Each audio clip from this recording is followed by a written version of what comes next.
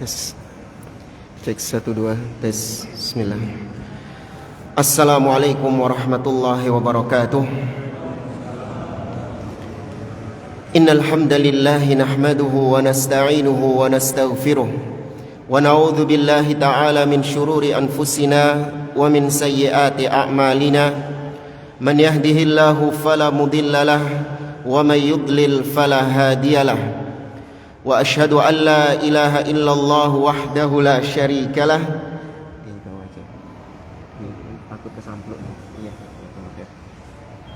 Wa asyhadu anna Muhammadan abduhu wa rasuluh. Ya ayyuhalladzina amanu taqullaha haqqa tuqatih wa la tamutunna illa wa antum muslimun. Ya ayyuhan nasu taqu rabbakumul ladzi khalaqakum min nafsin wahidah وخلق منها زوجها وبث منهما رجالا كثيرا ونساء واتقوا الله الذي تساءلون به والأرحام إن الله كان عليكم رقيبا يا أيها الذين آمنوا اتقوا الله وقولوا قولا سديدا يصلح لكم أعمالكم ويغفر لكم ذنوبكم ومن يطع الله ورسوله فقد فاز فوزا عظيما أما بعد فإن أصدق الحديث كتاب الله وخير الهدي هدي محمد صلى الله عليه وسلم وشر الأمور محدثاتها وكل محدثة بدعة وكل بدعة ضلالة وكل ضلالة في النار. معاشر المسلمين إخواني في الله وأخواتي rahimani wa rahimakumullah. Alhamdulillah, segala puji bagi Allah Azza wa Jalla yang melimpahkan kepada kita nikmat-nikmatnya yang tak terhingga, sehingga di malam hari ini kita bisa berkumpul di salah satu rumah-rumah Allah, di salah satu taman-taman surganya yang ada di dunia. Sembari kita menunggu datangnya waktu Isya, kita duduk sejenak untuk mempelajari beberapa perkara-perkara yang penting dari agama kita, terutama berkaitan dengan keimanan kita, dan terutama pula keimanan kita kepada Allah Subhanahu wa ta'ala. Karenanya di malam hari ini kita melanjutkan kembali pembahasan kitab Al-Qawaid wad-Dawabit As-Salafiyah fi Asma'i wa Sifati Rabbil Bariyah, atau kaidah-kaidah dan ketentuan-ketentuan di dalam manhaj salaf dalam nama-nama dan sifat-sifat Allah Subhanahu wa ta'ala. Pada malam hari ini kita masuk pada pertemuan yang ke-8. Berarti sudah berlalu 7 kaidah tentang sifat-sifat atau nama-nama Allah Subhanahu wa ta'ala. Kalau bisa kita ringkas, kaidah yang pertama kata penulis di sini yaitu Syekh Ahmad An-Najjar. Kaidah yang pertama adalah wajibnya kita mengenal nama-nama Allah, mengenal sifat-sifat Allah Subhanahu wa ta'ala hanya dengan melalui dalil, bukan melalui akal, tapi dengan dalil kita mengenal nama-nama dan sifat-sifat Allah Azza wa Jalla. Kemudian juga sudah kita bahas kaidah yang kedua, bahwasanya dalam menetapkan nama-nama dan sifat-sifat Allah, kita tidak boleh melampaui batasan Al-Quran dan As-Sunnah. Apa yang Allah tetapkan, ya sudah, itu saja yang kita tetapkan. Jangan kebablasan ke hal-hal lain yang tidak ditetapkan oleh Allah Subhanahu wa ta'ala. Contoh seperti seorang ketika menetapkan Allah berbicara, Allah berbicara dengan suara yang didengar, itu ditetapkan berdasarkan dalil-dalil Al-Quran dan As-Sunnah. Maka ketika dia menetapkan, jangan dia melampaui batas. Oh, kalau gitu, kalau Allah berbicara berarti Allah punya mulut, berarti Allah punya bibir, berarti Allah punya lidah. Nah, ini melampaui batasan Al-Quran dan As-Sunnah. Kemudian kaidah yang ketiga, bahwa asma'ullah, nama-nama dan sifat-sifat Allah Subhanahu wa ta'ala itu bisa ditetapkan dengan hadis ahad. Ya, bisa ditetapkan dengan hadis ahad. Tidak seperti sangkaan kebanyakan orang, mereka mengatakan nama Allah dan sifat-sifat Allah itu hanya ditetapkan dengan hadis mutawatir. Tapi kalau hadisnya ahad, itu nggak bisa kata mereka. Maka ditolak, tertolak. Ahlus sunnah menetapkan nama dan sifat Allah meskipun melalui hadis ahad. Kemudian kaidah yang keempat adalah wajibnya kita menetapkan dalil-dalil tentang sifat Allah, tentang nama Allah, kita tetapkan sesuai dengan dohirnya. Dohirnya ayat tersebut mengatakan Allah punya wajah, ya kita tetapkan sesuai dohirnya, Allah memiliki wajah. Dohirnya mengatakan Allah punya kedua tangan, kita tetapkan Allah subhanahu wa ta'ala memiliki kedua tangan secara hakiki sesuai dengan dohirnya. Kemudian juga dalil atau kaidah berikutnya, kata beliau bahwasanya dalil-dalil atau dohir ayat-ayat tentang sifat itu harus dipahami sesuai dengan apa yang terbetik di dalam akal kita. Ini sambungan dari kaidah yang sebelumnya. Ketika kita mengatakan atau membaca ayat bal yadahu mabsutatan, kedua tangan Allah terbentang, maka tangan yang kita baca dalam ayat tersebut sesuai dengan makna bahasa Arab yang kita pahami, maka yang terbetik adalah itu tangan secara hakiki, ya bukan majas, bukan kiasan, ditetapkan sesuai dengan bahasa Arab, ya ditetapkan sesuai dengan bahasa Arab yang berjalan di tengah orang-orang Arab. Kemudian yang terakhir atau sebelum yang terakhir yaitu ijma', kesepakatan para salaf dalam menetapkan nama-nama dan sifat-sifat Allah itu adalah hujjah. Ya, itu adalah hujjah. Ijma' para salaf tentang nama-nama dan sifat-sifat Allah itu adalah hujjah dalam pembahasan ini. Dan yang terakhir pertemuan bulan lalu kita bahas adalah yaitu fitrah salimah. Fitrah manusia yang masih waras, yang masih belum rusak, yang masih belum terkena syubhat, itu pasti sesuai dengan apa yang Allah tetapkan dari nama-nama dan sifat-sifatnya. Karena memang sudah settingannya Allah subhanahu wa ta'ala, kita itu sejak dari kecil, sejak dari lahir sudah di atas fitrah. Apa fitrah itu?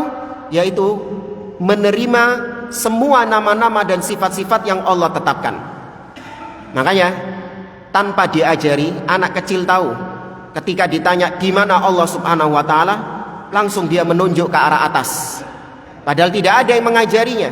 Tapi itulah namanya fitrah yang masih waras. Kita bicara fitrah yang masih waras.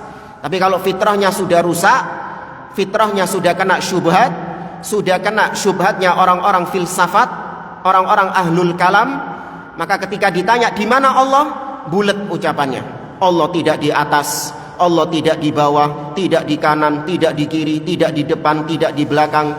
Nah, ini sudah rusak fitrahnya. Tapi kalau fitrahnya masih waras, ketika ditanya di mana Allah, dia akan menunjuk ke arah atas. Itu kemarin kita sampaikan ada anak kecil yang kita tes ya. Apa ada anak kecil lagi di sini? Nanti tes sendirilah. Anak-anak kecil yang masih belum belajar tentang kitab ini, belum belajar tentang asma wa sifat, tanya kepada mereka, "Nak, Allah itu di mana?" Ya, kalau dia masih belum dapat syubhat, dia pasti akan mengatakan menunjuk ke arah atas. Langsung dia menunjuk ke arah atas. Tapi kalau ternyata dia mengatakan, kan ada sebagian orang, "Ustaz, anak saya kalau saya tanya di mana Allah, katanya Allah nggak di atas. Kata gurunya." Nah, ini dapat syubhatnya di sekolah ini, hati-hati. Ya. Jadi gurunya ngerusak dia, ngerusak fitrahnya dia. Maka hati-hati, orang tua harus mewaspadai anak-anaknya. Ya, tidak selamanya guru di sekolah itu mengajarkan akidah-akidah yang benar. Ya, kita dapati sebagian guru mengajarkan akidah-akidah yang menyimpang kepada anak. Maka orang tua harus punya perhatian dalam hal ini. Tapi kita masuk kaidah yang ke-8.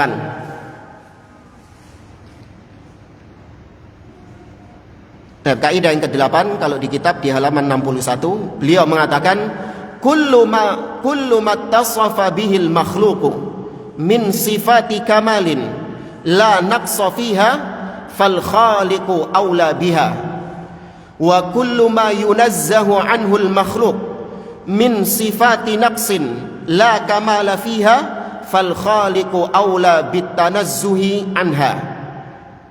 Kaidah yang ke-8 ini adalah semua sifat-sifat positif, ya, semua sifat-sifat yang menunjukkan positif dan tidak menunjukkan sisi negatif sama sekali, kalau itu ada pada makhluk, maka berarti Allah lebih layak memiliki sifat tersebut. Ya, saya ulangi, semua sifat-sifat yang positif, sifat-sifat yang baik, yang tidak ada cacat di dalam sifat tersebut, tidak ada aib dalam sifat tersebut, kalau itu ada pada makhluk, berarti Allah lebih layak untuk menyandangnya. Sebaliknya, semua sifat-sifat yang negatif, yang tidak ada sisi positifnya sama sekali, kalau makhluk gak mau tersifati dengan itu, makhluk saja gak suka tersifati dengan itu, maka Allah lebih layak untuk tidak disifati dengan sifat tersebut. Bingung jamaah? Kenapa? Oh, kecepetan, Masya Allah. Ini ngatur speednya repot ini. Baik, saya ulangi kaidahnya.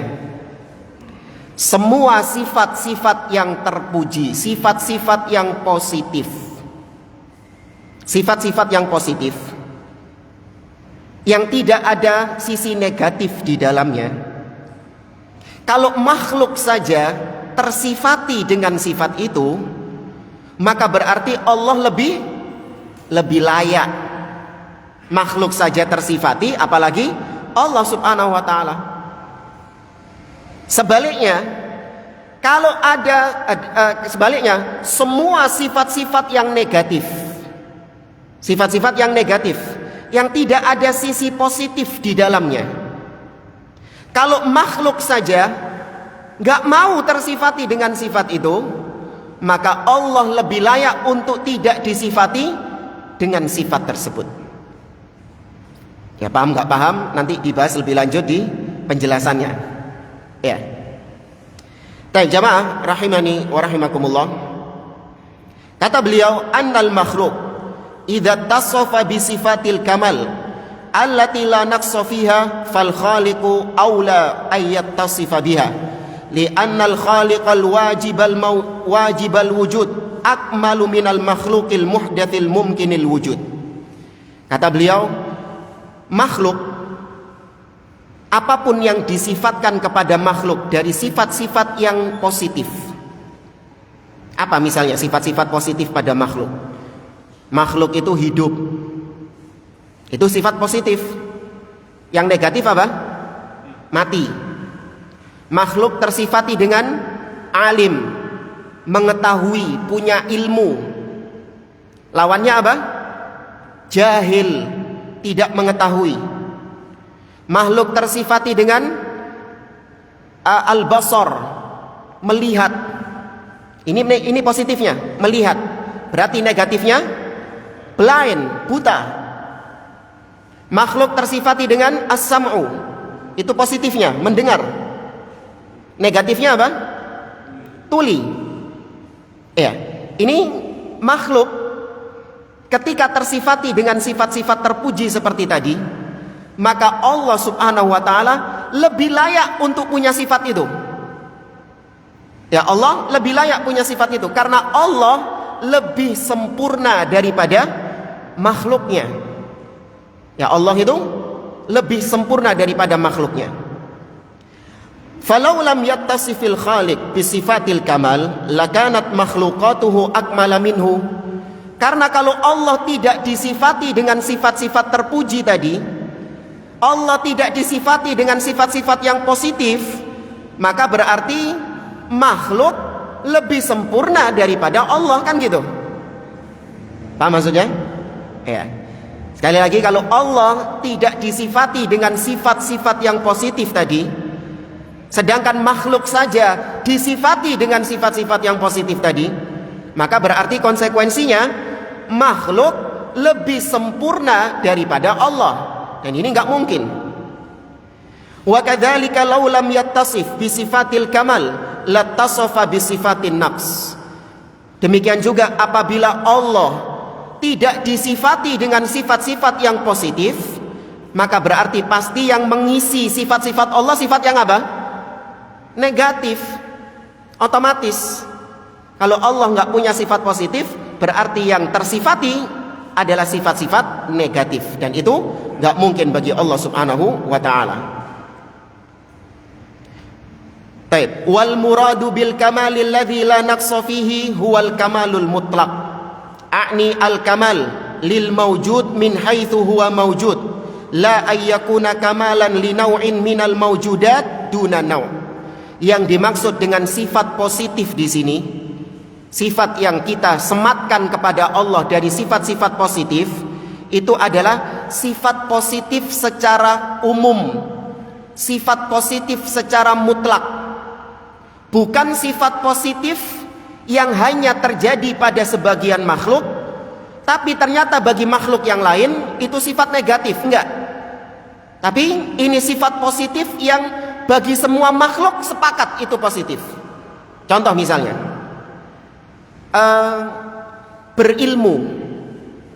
berilmu ini apakah jadi positif hanya pada sebagian makhluk saja? Tidak. Berilmu itu sepakat semua makhluk ketika tersifati dengan ini, itu sifat yang positif. Nah, ada jenis yang lain, sifat positif yang hanya pada sebagian makhluk, tapi kalau sifat ini diberikan kepada makhluk yang lain jadi negatif. Contoh, laki-laki. Laki-laki itu punya sifat positif apa? Gagah. Ya kan? Suaranya lantang, tegas, ya, nggak cengeng, senantiasa berpikir jauh, ya, tidak gegabah dalam mengambil keputusan. Ini sifat positif bagi siapa? Bagi laki-laki. Tapi coba sifat ini sematkan kepada makhluk yang lain, perempuan. Antum gimana kalau mendapati ada seorang perempuan ngomongnya lantang tegas, gak ada teledor-teledornya, gak ada cengengnya, gak ada manja-manjanya, gak ada lembek-lembeknya. Iya. Kira-kira itu sifat yang baik bagi wanita atau sifat yang negatif? Negatif. Antum punya istri kayak gitu ya, medeni jamaah. Duwe bojo kayak ngono. Iya, gak ada manja-manjanya. Wis kayak rabi ambek wong lanang. Iya kan gitu. Nah, kebalikannya, wanita punya sifat positif. Apa sifat positifnya wanita? Manja, cengeng, cerewet. Itu sifat positifnya wanita loh itu jamaah. Iya. Apalagi nangisan, teledor, gegabah. Itu memang wanita sempurnanya memang dengan itu. Justru kita laki-laki dijadikan suka sama perempuan dari sifatnya perempuan yang ini, kan gitu. Nah, coba sekarang sifat positif bagi perempuan tadi, lembeng, lembek, kalau ngomong itu nggak bisa tegas. Coba sekarang sifat positif itu diberikan kepada laki-laki, gimana? Medeni gak? Hah? Menakutkan jamaah. Laki-laki ngomongnya lembeng, jarinya ngetril, medeni ini, nggak ada yang mau berkawan dengan dia, takut. Tuh, bagi wanita positif, justru kalau diberikan kepada laki-laki jadi negatif. Iya.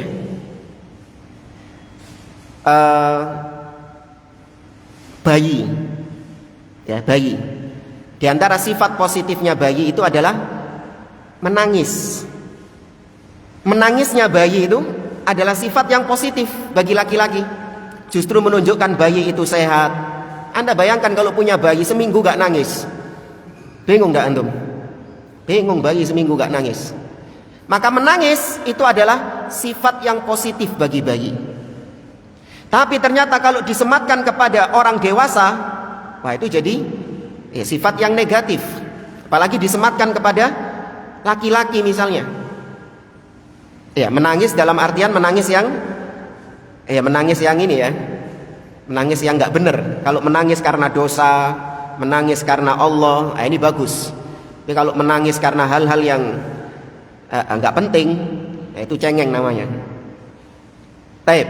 Ini kata beliau, ada sebagian makhluk yang apabila dia itu tersifati dengan sifat positif, itu hanya khusus bagi dia saja.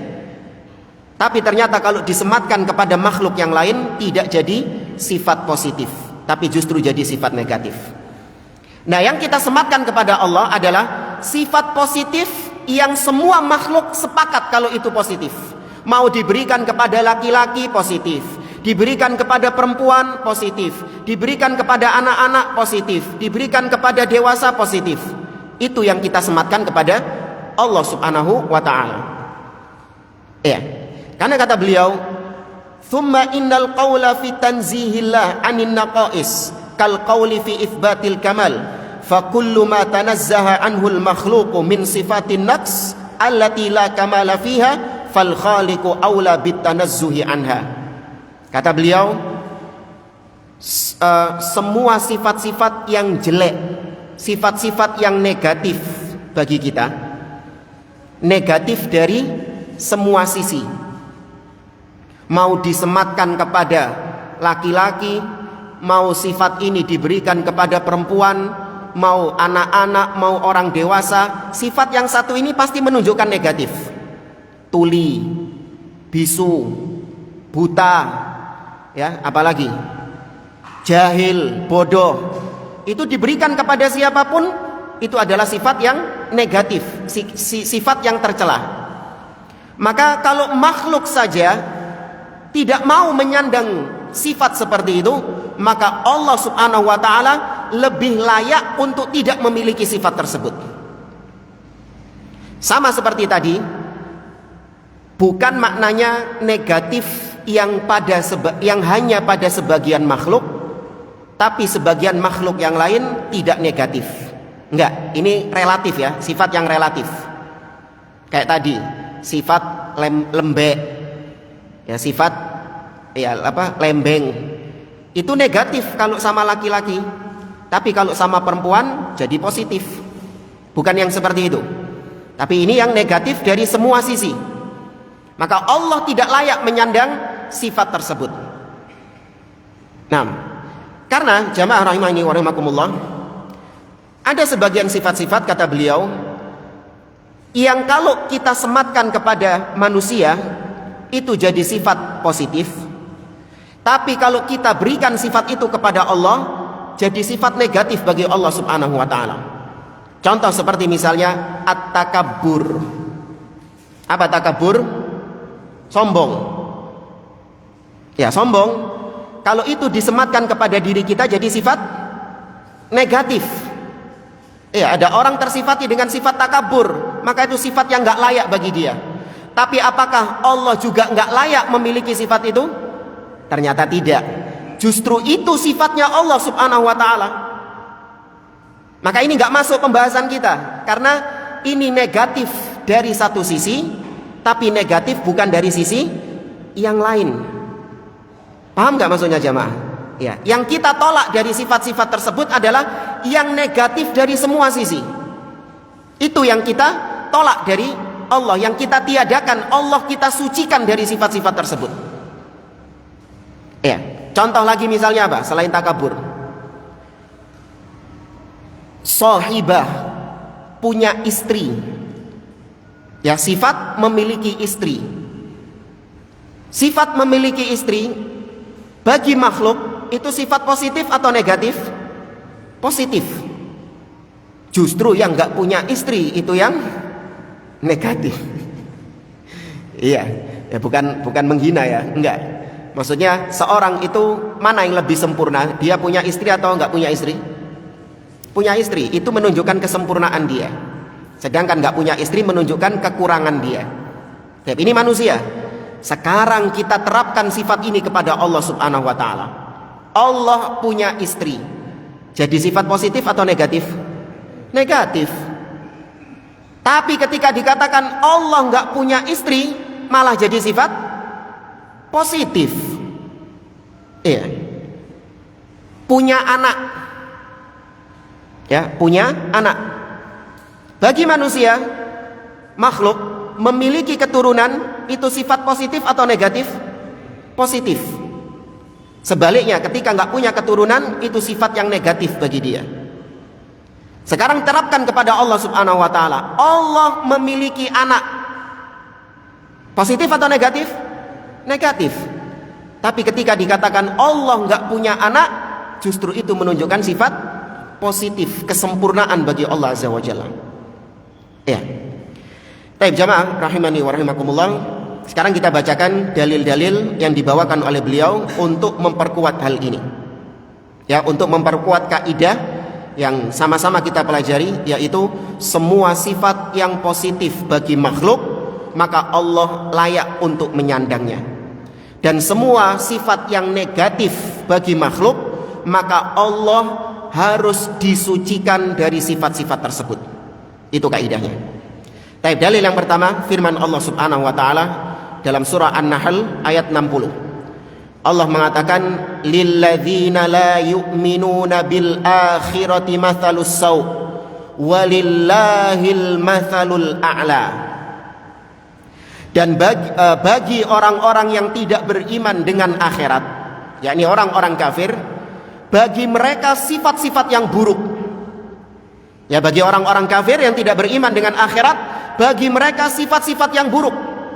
Walillahil mathalul a'la, dan bagi Allah sifat-sifat yang tinggi. Di sini sangat mendukung kaidah yang sedang kita pelajari, bahwa Allah itu harus memiliki sifat yang lebih tinggi daripada makhluk-makhluknya. Ya, walillahil mathalul a'la, dan bagi Allah sifat-sifat yang paling tinggi. Manusia ini punya sifat satu dengan yang lain tidaklah sama, meskipun sama-sama memiliki sifat. Contoh misalnya penglihatan. Kita semua yang ada di sini punya sifat melihat. Tapi apakah sama tingkat penglihatan kita satu dengan yang lain? Apakah sama? Tidak sama. Ada yang penglihatannya jelas, ada yang rabun, ada yang minus, dan yang lainnya nggak sama. Tapi di antara kita yang hadir di sini, ada yang paling tinggi penglihatannya, level penglihatannya paling jernih itu ada. Wallahu a'lam siapa, tapi ada yang paling tinggi. Kalau dikumpulkan semua manusia, siapa yang penglihatannya paling tinggi? Katakanlah fulan. Fulan ini sudah paling bagus penglihatannya, paling waras matanya. Ya, bisa melihat dengan baik. Sudah, dia ini manusia yang penglihatannya paling sempurna. Sesempurna-sempurnanya penglihatan manusia, tetap Allah yang lebih sempurna penglihatannya. Makanya Allah katakan walillahil mathalul a'la, bagi Allah sifat yang paling tinggi sudah. Ya, sifat yang paling tinggi. Terapkan pada semua sifat-sifat yang lain. Mendengar, ya, kemudian maha mampu, qudrah, kemudian juga sifat ilmu, mengetahui. Kalaupun ada orang yang paling cerdas, paling pintar, menguasai semua bidang ilmu, tetap Allah yang lebih berilmu. Allah yang tetap lebih tinggi. Ya, walillahil mathalul a'la. Taib, dalil berikutnya an Ibni Umar radhiyallahu anhuma qala qama an-nabiy sallallahu alaihi wasallam fi an-nas fa athna 'ala Allah bima huwa ahluh thumma dzakara ad-dajjal. Dari Abdullah bin Umar radhiyallahu anhuma, beliau menceritakan suatu ketika Nabi sallallahu alaihi wasallam berkhutbah di hadapan para sahabat-sahabatnya.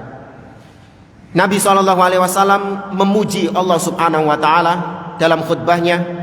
Kemudian Nabi sallallahu alaihi wasallam menyebutkan tentang perkara Ad-Dajjal. Nabi kemudian menyebutkan tentang perkara Ad-Dajjal. Apa kata Nabi? Beliau mengatakan inni unzirukumuhu, sesungguhnya aku memperingatkan kalian, mewanti-wanti kalian darinya, yaitu dari Dajjal. Wa ma min nabiyyin, illa qad anzara qaumahu. Tidak ada seorang nabi pun kecuali pasti memperingatkan umatnya tentang Dajjal. Laqad anzarahu Nuhun qaumahu. Sungguh dahulu Nabi Nuh alaihi salam telah memperingatkan umatnya tentang Dajjal. Walakin sa'aqulu lakum fihi qawlan lam yaqulhu nabiyyun liqaumihi. Namun pada hari ini, kata Nabi, aku akan ucapkan, aku akan beritahukan kepada kalian sesuatu tentang Dajjal yang belum pernah diberitakan oleh nabi-nabi sebelum aku. Jadi maksudnya semua nabi-nabi sebelum beliau itu sudah memperingatkan umatnya tentang Dajjal. Awas Dajjal, fitnahnya begini. Tapi ada satu hal tentang Dajjal yang belum pernah disampaikan oleh para nabi dan rasul sebelum beliau. Baru Nabi Muhammad SAW yang menyampaikan perkara tentang Dajjal yang satu ini. Apa itu? Beliau mengatakan, ta'lamun annahu a'war wa anna Allah laisa bi'a'war. Ketahuilah. Ini gak pernah disampaikan sama Nabi sebelumnya ya. Baru Nabi Muhammad SAW. Kata beliau, ketahuilah, sesungguhnya dia, Dajjal, itu buta matanya, buta sebelah matanya. Sedangkan Allah itu tidak buta matanya, tidak buta sebelah. Akwar itu artinya buta sebelah. Bahasa kita apa? Kicer. Iya, kicer. Dajjal itu bukan kayak yang digambarin sama orang-orang ya, matanya satu di tengah gitu. Bukan. Ya matanya dua, sama seperti kita matanya dua. Dajjal ini Bani Adam kok, bukan makhluk khusus monster gitu, bukan. Dajjal ini manusia min Bani Adam, sama seperti kita. Ya matanya tetap dua, namun matanya itu buta sebelah. Ya matanya buta sebelah, bahkan seperti inap, seperti anggur yang menonjol.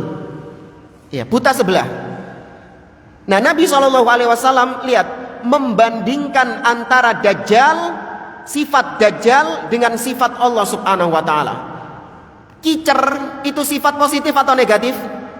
Negatif. Sedangkan sifat negatif, kicer ini negatifnya bagi sebagian makhluk atau bagi semua makhluk? Semua makhluk. Sampai nanti Idul Adha ada kambing kicer, mau beli nggak? Nggak mau beli. Karena Idul Adha ini nyari kambing yang apa? Sehat. Berarti kicer ini apa sih bahasa Indonesianya? Masuk kicer? Hah? Apa? Picek. Picek ya sama aja bahasa Surabaya. Bahasa Indonesianya apa? Buta sebelah aja ya. Iya. Nah, ini yang nonton live-nya kesian ini. Bukan orang Surabaya bingung ini. Taib. Buta sebelah itu sifat yang negatif bagi semua makhluk. Bukan cuma manusia saja, bahkan kambing saja kalau buta sebelah itu jadi sifat yang negatif bagi dia. Nah, kalau bagi makhluk saja itu sifat yang negatif, maka tentu bagi Allah harus ditiadakan sifat tersebut. Makanya Nabi membandingkan Dajjal itu buta sebelah, akan tetapi Allah itu tidak buta matanya. Nah, ini menetapkan kesempurnaan sifat positif bagi Allah Subhanahu wa ta'ala. Paham jamaah? Bingung? Enggak ya? Gampang ya? Gampang insyaallah. Baik. Kita lanjutkan dalil berikutnya. Wa an Umar ibn al-Khattab radhiyallahu taala anhu annahu qala. Dari Umar ibn al-Khattab radhiyallahu taala anhu, beliau mengatakan, qadima ala Rasulillah sallallahu alaihi wasallam sabiyun. Suatu ketika ada tawanan-tawanan perang yang datang kepada Nabi sallallahu alaihi wasallam. Nah, ini habis perang itu biasanya ada yang ditawan. Ya, tawanan-tawanan ini datang kepada Nabi sallallahu alaihi wasallam banyak. Fa idza imra'atun minas sabi tahlubu thadyaha tasqi. Ternyata ada seorang wanita itu yang sedang mencari anaknya untuk disusui. Ya, di antara tawanan-tawanan tersebut barangkali ada anaknya yang masih kecil yang masih dia susui itu barangkali tertawan, dicari sama dia anaknya ini. Dia ingin menyusui anak tersebut. Idza wajadat sabiyan fis sabyi akhadathu. Ketika ditemukan ada bocah, ya Allah wa'lam itu anaknya atau bukan, langsung diambil sama dia dan langsung disusui. Ya namanya ibu, ya namanya orang tua, sayang luar biasa kepada anaknya. Begitu nemu anaknya langsung didekap, langsung disusui. Fa'alsaqathu bi batniha wa arda'athu. Langsung dipeluk sama dia, didekatkan ke dadanya dan disusui sama perempuan tersebut. Faqala lana Rasulullah sallallahu alaihi wasallam. Maka ketika melihat peristiwa itu, Nabi sallallahu alaihi wasallam berkata kepada kita, para sahabat ini, apa kata Nabi? Atarauna hadhihi tarihatu waladiha finnar. Para sahabat, gimana pendapat kalian? Perempuan ini, wanita ini, bagaimana pendapat kalian kalau dia melemparkan anaknya ke kobaran api? Mungkin enggak? Ini orang tua, ibu dari tadi nyariin anaknya, begitu dapat langsung dipeluk, langsung disusui. Kemudian Nabi bertanya, mungkin gak dia lemparkan, tega melemparkan anaknya ke kobaran api? Apa kata para sahabat? Qulna la wallah. Kami mengatakan tidak demi Allah. Ini aneh jamaah. Biasanya para sahabat itu ditanya sama Nabi, ngerti gak ngerti, adab mereka itu mesti jawab dengan Allahu wa rasuluhu a'lam. Iya, adabnya para sahabat itu gitu. Paham gak paham, ngerti nggak ngerti, kalau ditanya sama Nabi Allahu wa rasuluhu a'lam. Iki dungaren, tumben, tegas para sahabat menjawab la, pakai sumpah lagi, wallah, tidak demi Allah, nggak mungkin. Wahia takdiru ala antat rahahu. Tidak mungkin dia melemparkan anaknya ke dalam kobaran api. Meskipun dia mampu melemparkannya, mustahil dia lemparkan anaknya ke dalam kobaran api. Kenapa? Karena apa yang dilihat sama para sahabat itu bertolak belakang dengan apa yang didengar dari Nabi SAW. Yang dilihat para sahabat ini ibu yang penyayang luar biasa. Lah kok Nabi tanyanya mungkin gak dilempar ke api? Ya gak mungkin. Tapi bukan itu maksudnya Nabi. Nabi baru menunjukkan maksud daripada pertanyaannya tadi. Nabi mengatakan lallahu arhamu bi'ibadihi min hadhihi biwaladiha. Allah lebih sayang, lebih rahmat kepada hamba-hambanya daripada ibu ini kepada anaknya. Rahmat, kasih sayang itu sifat positif atau negatif? Sifat positif. Kalau ini disematkan kepada makhluk itu jadi positif, maka tentu Allah lebih layak untuk tersifati dengan sifat tersebut. Dan sifat Allah terhadap sifat tadi itu paling tinggi. Walillahil mathalul a'la. Ya, ibu sayang kepada anaknya, Allah sayang kepada hambanya. Tapi siapa yang lebih sayang? Allah subhanahu wa ta'ala kepada hamba-hambanya. Masuk? Belum? Kurang berapa menit? Ya, Allah lebih sayang kepada hamba-hambanya daripada ibu kepada anaknya. Seorang penyair pernah mengatakan, Allahumma innaka ta'lam anna ummi hiya arhamun nasibi. Ya Allah, sesungguhnya kau mengetahui bahwa ibuku adalah manusia yang paling sayang kepadaku daripada semua manusia yang ada. Ya, ibuku adalah manusia yang paling sayang kepadaku dari semua manusia yang ada. Wa inni a'lam annaka arhamu bi min ummi. Dan aku juga tahu ya Allah bahwa engkau lebih sayang kepadaku daripada ibuku. Ya, kau lebih sayang kepadaku daripada ibuku. Wa ummi la tardha liyal halak wal azab. Ibuku ya Allah tidak ridho apabila aku kena azab, apabila aku sengsara. Ibuku enggak ridho. Afatardahu anta wa anta arhamur rahimin. Lantas apakah engkau ridho ya Allah aku sengsara sedangkan engkau lebih sayang kepadaku daripada ibuku?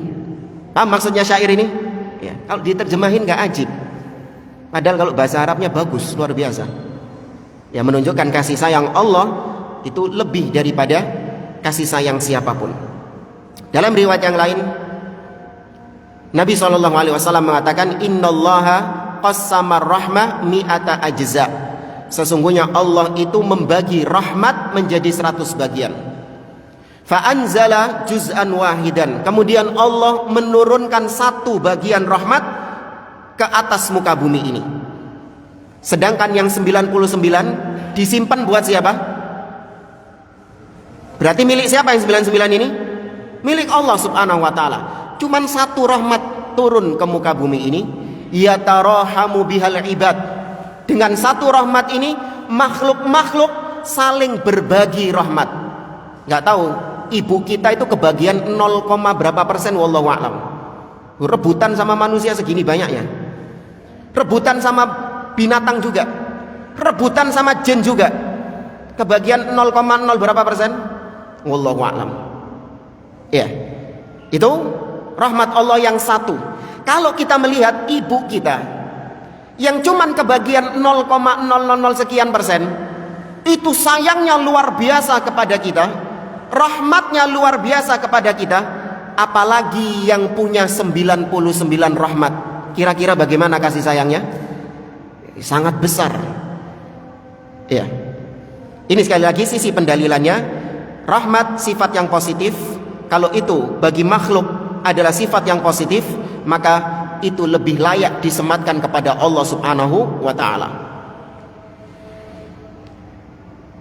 Para jamaah rahimani wa rahimakumullah, di sini kemudian beliau melanjutkan dengan ucapan para as-salaf. Ya, ucapan para salafus soleh.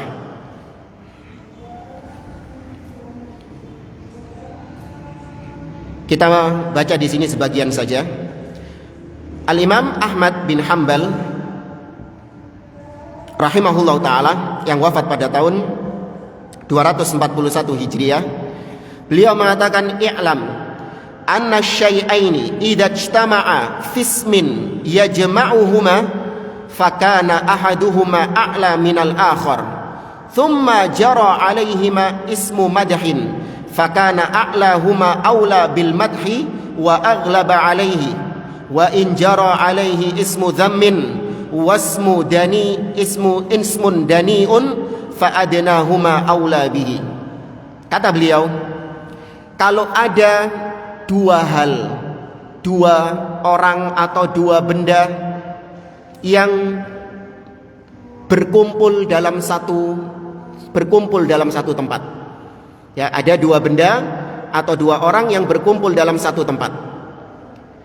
Dua orang ini sama-sama memiliki sifat tertentu. Atau langsung contohnya saja.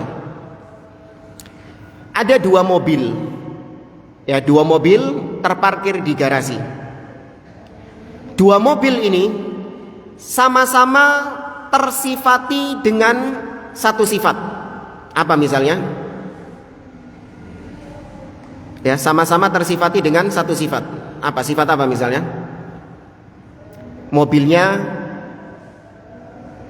Mobilnya ini apa namanya? Kinclong, mulus. Ya, bersih. Ya, sama-sama tersifati dengan satu sifat itu tadi. Bersih. Kemudian ketika ada orang yang memuji, memberikan pujian kepada mobil, maka pasti akan dilihat siapa di antara dua mobil ini yang memang layak mendapatkan pujian tersebut. Maka kalau dilihat di antara dua mobil ini, maka mobil yang pertama itu lebih kinclong, lebih bersih daripada mobil yang kedua. Maka berarti pujian ini layak kepada siapa?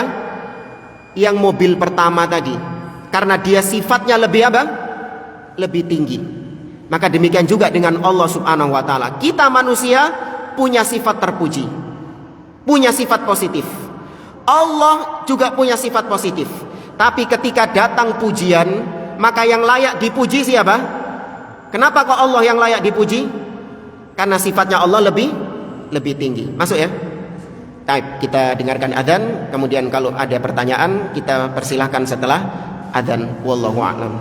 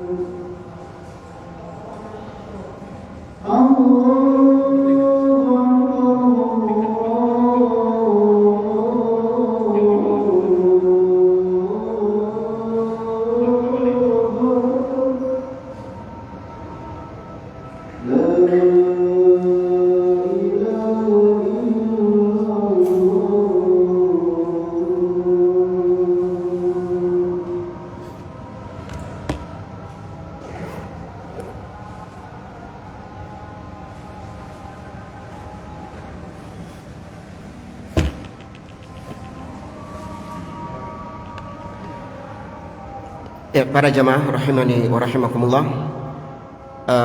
dari apa yang kita sampaikan barangkali ada yang ingin ditanyakan, saya persilahkan.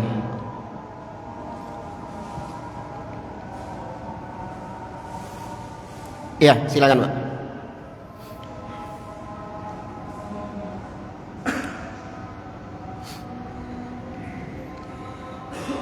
Itu.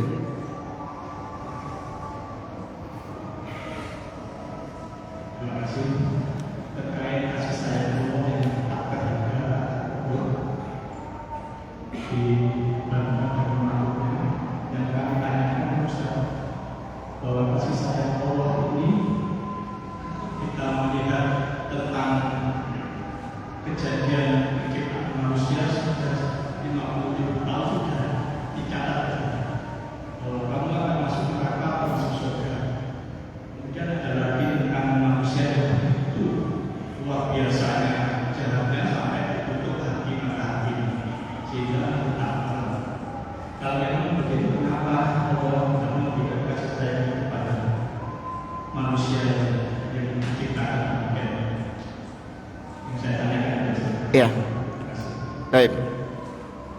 Allah Subhanahu wa Ta'ala memiliki nama Ar-Rahman. Ya, di antara makna dari nama Allah Ar-Rahman adalah Dzu Rahmatin Wasi'ah, yaitu rahmat Allah Subhanahu wa Ta'ala kepada semua hamba-hambanya tanpa terkecuali. Semua mendapatkan kasih sayang dari Allah Subhanahu wa taala. Allah Azza wa Jalla memberikan rizki apa cuman kepada orang beriman saja? Tidak, orang kafir juga diberi rizki. Allah memberikan kesehatan, Allah berikan makan, Allah berikan minum, Allah berikan kehidupan. Itu bukan cuman khusus bagi orang beriman saja, tapi juga bagi orang-orang kafir. Termasuk diantaranya Allah memberikan jalan hidayah berupa ilmu itu kepada semua makhluk-makhluknya. Allah sudah tunjukkan jalan-jalan kebaikan. Maka kalau makhluk tersebut memang tidak mau mengambil jalan kebaikan, maka yang disalahkan siapa? Ya, makhluknya. Allah Subhanahu wa taala memang tidak memaksa makhluk-makhluknya, tidak. Allah tidak memaksa manusia. Allah mengatakan wahadainahun najdain, dan kami tunjukkan kepada manusia dua jalan. Allah tunjukkan jalan kebaikan lewat sana, Allah tunjukkan juga jalan keburukan lewat sini agar diwaspadai. Nah, kalau sudah diberikan petunjuk seperti itu, dia masih tetap menempuh jalan keburukan, maka salah siapa? Ya, salah manusianya. Allah sudah memberikan kasih sayangnya berupa jalan petunjuk tadi. Itu bentuk kasih sayang Allah Subhanahu wa taala. Ya kan? Di antara bentuk kasih sayang Allah, Allah menciptakan manusia itu, Allah menciptakan manusia tidak ditinggalkan begitu saja manusia ini hidup berusaha, tidak. Allah habis menciptakan manusia gak ditinggal dak ngono ndak. Tapi Allah Azza wa Jalla berikan petunjuk kepadanya untuk bagaimana caranya hidup di atas muka bumi ini. Bagaimana supaya bahagia di atas muka bumi ini. Bagaimana supaya bisa menggapai kebahagiaan yang hakiki di surga. Dikasih jalannya gak sama Allah? Allah turunkan kitab, Allah utus para nabi dan rasul. Makanya Nabi SAW itu disebut dalam Al-Quran, Nabi itu rahmatan lil alamin. Rahmat, bentuk kasih sayang Allah kepada alam semesta ini. Karena dengan diutusnya Nabi SAW menunjukkan Allah itu sayang kepada hambanya, sehingga Allah menginginkan hamba-hambanya itu ke jalan yang benar. Ya, namun Allah Subhanahu wa taala tidak memaksa. Ya, Allah tidak memaksa hamba-hambanya. Allah berikan kepada hamba-hambanya jalan, dan hambanya yang memutuskan sendiri mau pilih jalan yang mana, itu Allah Azza wa Jalla berikan kebebasan kepada hambanya. Allah mengatakan dalam surah Al-Kahfi, kata Allah Subhanahu wa taala, "Faman syaa'a falyu'min wa man syaa'a falyakfur." Barang siapa yang mau beriman, maka silahkan dia beriman. Tapi barang siapa yang mau kafir, maka dipersilahkan sama Allah untuk menjadi orang-orang kafir. Ya, Allah Azza wa Jalla adil. Allah sudah berikan kasih sayangnya kepada semua makhluk-makhluknya. Itu Pak mungkin, wallahu a'lam. Yang lain? Ya.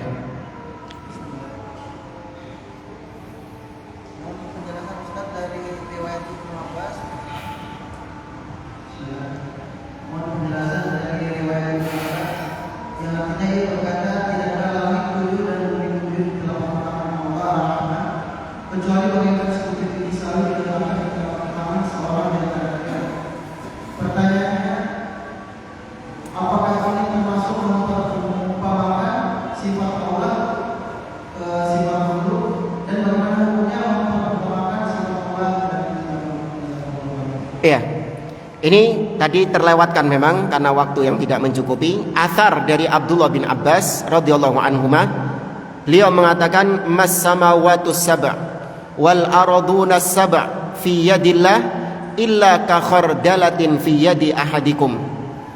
Kata Abdullah bin Abbas, tidaklah langit yang 7 lapis dan tidaklah bumi yang 7 lapis di tangan Allah itu seperti biji yang ada di tangan kalian.